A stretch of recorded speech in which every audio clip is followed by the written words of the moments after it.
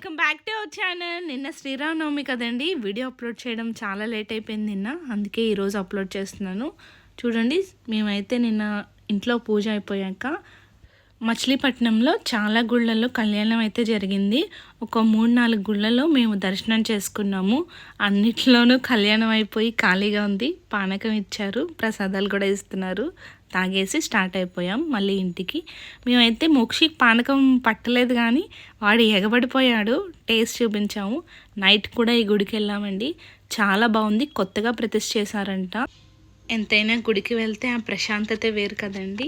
మీరు పండగకి ఏం స్పెషల్స్ వండుకున్నారో నాకు కామెంట్ చేయండి. మేమైతే చాలా బాగా ఎంజాయ్ చేసాము. చూడండి, ప్రసాదం కేసరి పెట్టారు, నాకు చాలా నచ్చింది. సెకండ్ టైం మోక్షిగడి కోసం తీసుకున్నాను. చూస్తున్నారు కానీ లైక్ చేయట్లేదండి, కొంచెం లైక్ చేసుకోండి please. Like, share and subscribe. Thank you.